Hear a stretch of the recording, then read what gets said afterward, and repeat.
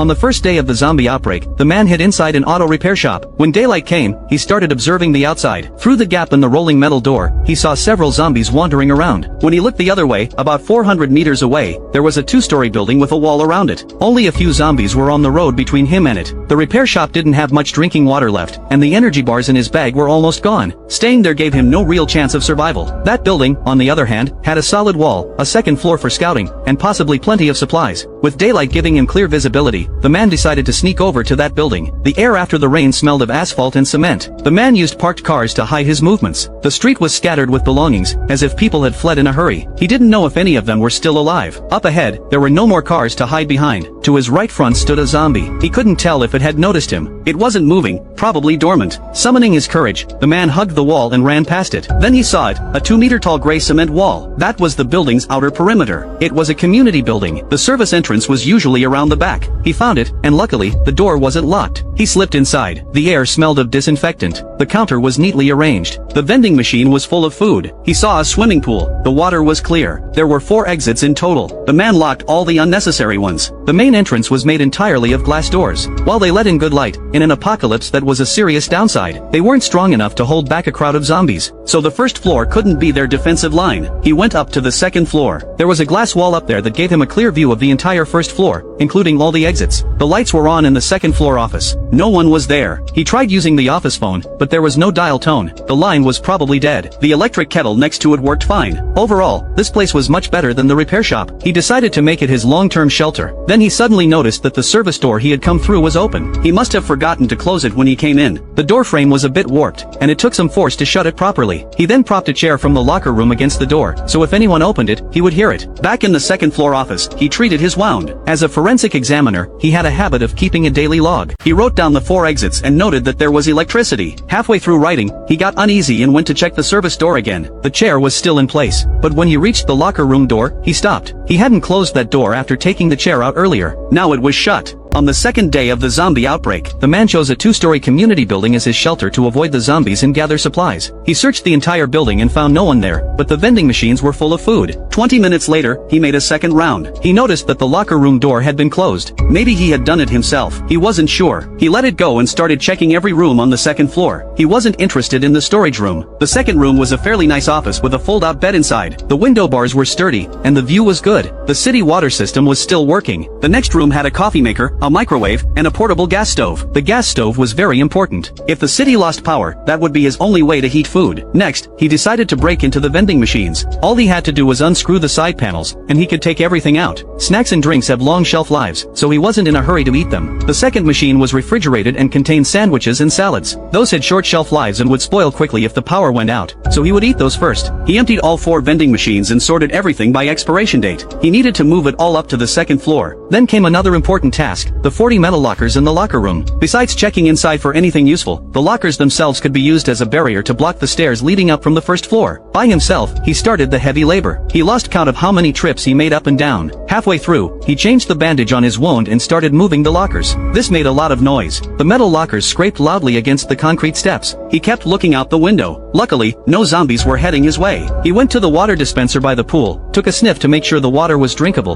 then found a bunch of empty bottles. That solved his short-term water problem. The rest of the food and drinks were neatly stacked in the nice office. The stairwell was just wide enough to fit a locker sideways. The lockers got slightly bent from being wedged in, which actually made the barrier even stronger. To get from the first floor to the second, someone would have to push through several hundred kilograms of metal. But he decided not to block the other staircase completely. He needed to leave himself an escape route, just in case. Next, he needed to cover all the glass. The glass couldn't stop intruders, but at least he could block the light from getting out. He covered the entire glass wall, leaving only 2 small gaps to observe through. From the second floor, he could see everything happening on the first floor. With both stairways blocked, he finally felt truly safe. He leisurely heated up a cup of coffee, and used the microwave to warm up some rice, fried chicken, and a salad. He hadn't had a hot meal in 2 days. Before that, all he ate were energy bars and crackers. By the time he was full, it was already evening. Looking through the blinds, he saw several zombies outside walking in the same direction. The closest one was less than 20 meters away, its skin gray, its neck twisted. Luckily, none of them turned right. If they had turned right, they would have come to the building's main entrance, which was all glass. He crouched by the observation gap and looked down. The first floor was empty, but the front entrance was wide open. They hadn't come in today, but that didn't mean they wouldn't tomorrow. He had to finish the refrigerated items within 3 days. If the power went out, the portable stove's fuel was limited. By then, he would have to go outside again.